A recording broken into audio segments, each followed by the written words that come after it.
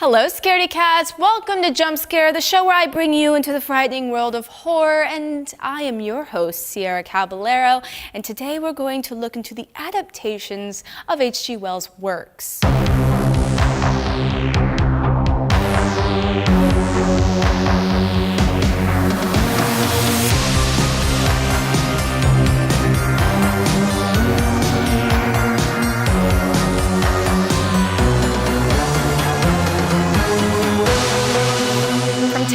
Listeners in 1938, it was time to terrify them again on the big screen. H.G. Wells' many works have been adapted into films on the silver screen, from legendary classics to some that were considered to be not as great or maybe a little more campy.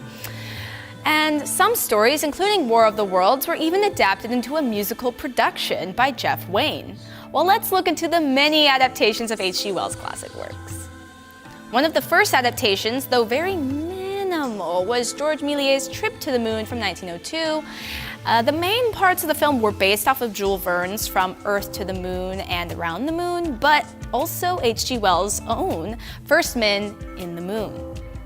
One of my personal favorite adaptations was the 1932 adaptation of Island of Dr. Moreau, renamed Island of Lost Souls. The pre-code film captured the book brilliantly, in my opinion, and it even starred Bela Lugosi. I just think it's a beautiful adaptation.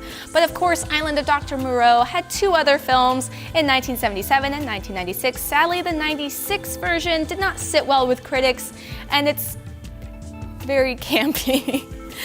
The Invisible Man's Dr. Griffin became not only a Universal monster with Universal Pictures adaptation in 1933, directed by James Whale, but also an iconic figure in horror history, popping up in The Invisible Man Returns, starring Vincent Price, and Abbott and Costello Meet Frankenstein, also voiced by Price, and of course his own Abbott and Costello Meet the Invisible Man.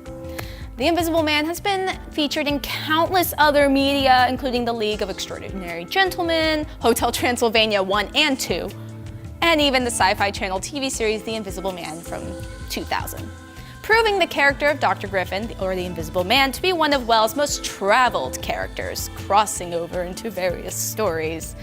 He loves to travel, all right?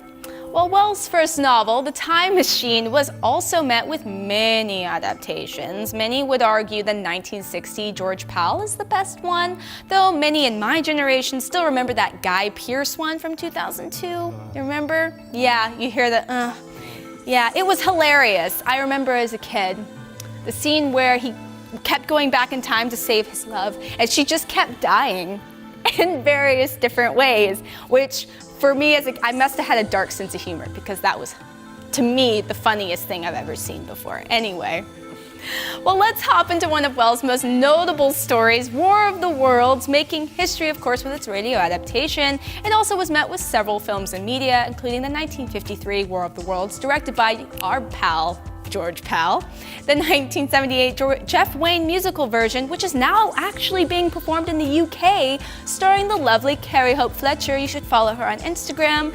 Keep up with what she's doing. Link in the description below.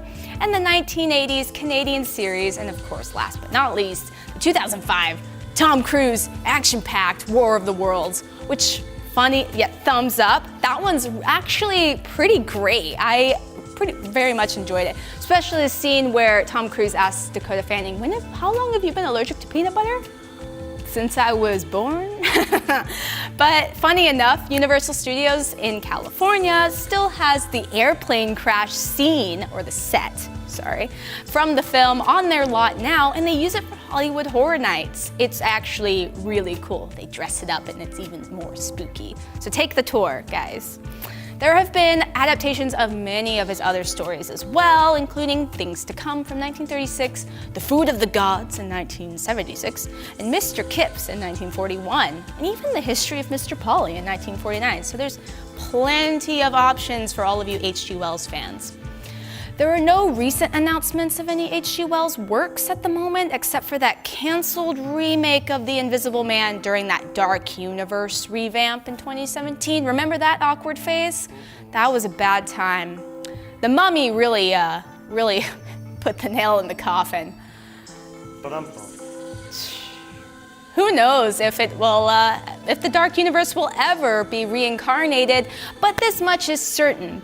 Wells' work still reflects our society and asks many, many important questions that we still gotta think about.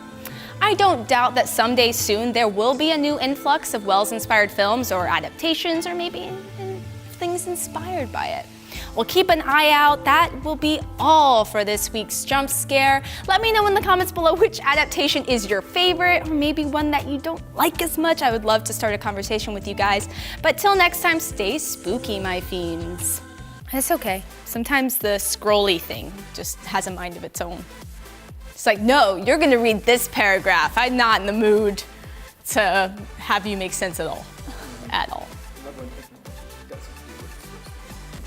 Horror movies have captured that very well.